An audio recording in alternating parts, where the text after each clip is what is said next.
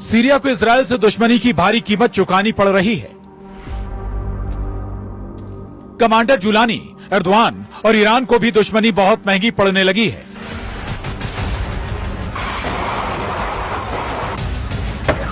Netanyahu ने हाथ आए मौके को बखूबी भुना लिया है। सीरिया में टेरर ग्रुप पर स्ट्राइक का बहाना बनाकर इजरायल दुश्मनों का दम उखाड़ रहा है। इजरायल के हमले हर गुजरते दिन तेज होते जा रहे हैं, विध्वंसक होते जा रहे हैं। नेतन्याहू आर्मी ने बशर अल असद की बनाई सीरिया फोर्स की टोटल तबाही का सैन्य अभियान चला रखा है। 9 दिसंबर से शुरू हुए सीरियल हवाई हमले में इजरायल ने सीरिया के सभी टेरर ग्रुप को तो जमकर पीटा ही है, साथ ही दुश्मन देश के सैन्य बलों को बर्बाद कर दिया है। कमांडर जुलानी के असद सरकार के तख्ता पलट के बाद से इजरायल के हमलों में सीरिया का 85% एयर डिफेंस तबाह हो चुका है। इजरायल की एयर स्ट्राइक में सीरिया के 85% से ज्यादा एयर डिफेंस सिस्टम कबाड़ बन चुके हैं। सीरिया एयरफोर्स के 107 एयर डिफेंस कंपोनेंट्स और 47 रडार बर्बाद कर दिए हैं। हथियार डिपो को निशाना बना सैकड़ों मिसाइल, 27 लड़ाकू विमान और 24 हेलीकॉप्टर के परखच्चे उड़ाए। इल्टाविया में नौसैनिक ठिकानों को भी निशाना बनाया, जिसमें सीरिया के 15 नौसैनिक जहाज तबाह हो गए।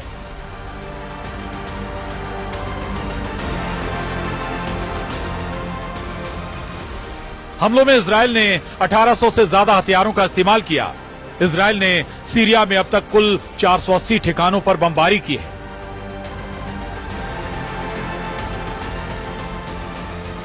सीरिया के हालात पहले की तरह हैं। फर्क बस ये आया है कि दमिश्क में बशर की जगह अब कमांडर जुलानी की बादशाहत है। इजरायल के भीषण हमले के बीच कमांडर जुलानी ने सीरिया में गोलीबारी कर जश्न मनाने से अपने लड़ाकों को रोका है।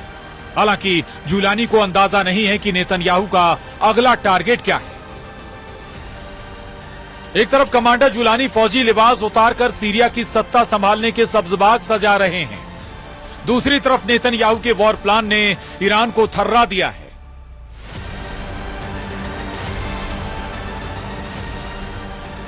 टाइम्स ऑफ इजराइल की रिपोर्ट के मुताबिक इजराइल डिफेंस फोर्स ने पीएम नेतन्याहू को जानकारी दी है कि ईरान के एटमी अड्डे को तबाह करने का ये सबसे अच्छा मौका है।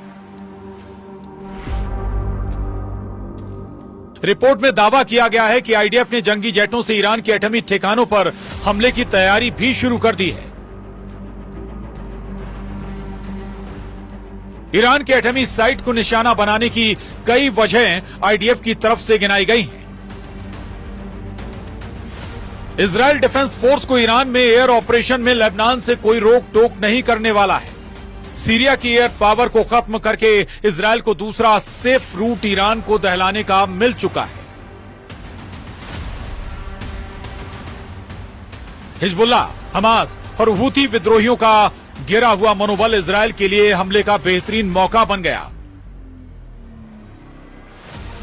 सीरिया में तुर्की और ईरान के टक्कर को भी नेतन्याहू के लिए अच्छा अवसर माना जा रहा है। आईडीएफ के एक्शन प्लान की डिटेल मिलने के बाद पीएम नेतन्याहू ने ईरान के सुप्रीम लीडर पर तंज कसा है। सीरिया में ईरान समर्थक बशर की हार को नेतन्याहू ने ईरान की शर्मनाक हार बताया है। इजरायल ने आज तक जो धमकी दी है वो सच हुई है, चाहे वो हमास के सफाए की हो, चाहे हिजबुल्लाह की बर्बादी की, चाहे वो सीरिया के टेरर ग्रुप क्यों ना हो। इजरायल जिसे निशाने पर लेता है उसका काम तमाम कर दिया। ईरान तो इजरायल का दुश्मन नंबर 1।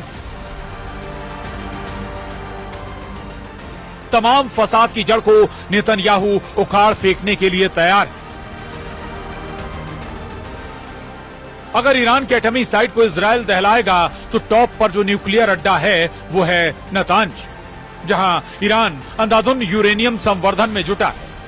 पश्चिमी मीडिया में दावा किया जाता है कि ईरान के पास 8 से 10 परमाणु बम बनाने के लिए यूरेनियम का भंडार है, लेकिन हाल ही में हुए परमाणु समझौते के बाद ईरान ने यूरेनियम के भंडार को 98% तक कम करने की हामी भरी है। ईरान ने यूरेनियम संवर्धन के स्तर को 3.67% पर रखने की शर्त मान ली है। अब ईरान के पास नतांज और फोर्डो न्यूक्लियर साइट पर यूरेनियम संवर्धन चल रहा है।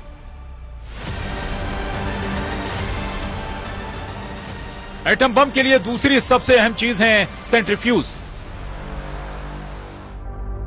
ईरान के पास 20,000 सेंट्रीफ्यूज होने का अनुमान है। नई डील के बाद ईरान को फोर्डो प्लांट पर किसी तरह के यूरेनियम संवर्धन से रोक दिया गया है, लेकिन खामेनेई के नतांज न्यूक्लियर साइट पर एटमी प्रोग्राम धड़ल्ले से चल रहा है, जिसे तबाह करने के बाद ही इजरायल शांति से बैठ सकेगा। हालांकि ईरान के न्यूक्लियर साइट पर हमले के बाद एटमी युद्ध का खतरा सभी हदें पार कर सकता है। पश्चिमी देशों ने भी इजरायल के इस प्लान का पहले ही विरोध कर रखा है।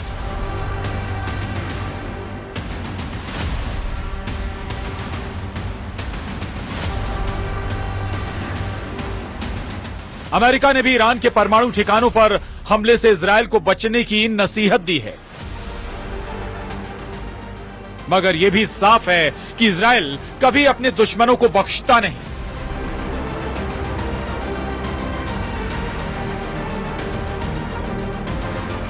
ईरान समर्थक फाइटर ग्रुप की बर्बादी इसका प्रमाण है।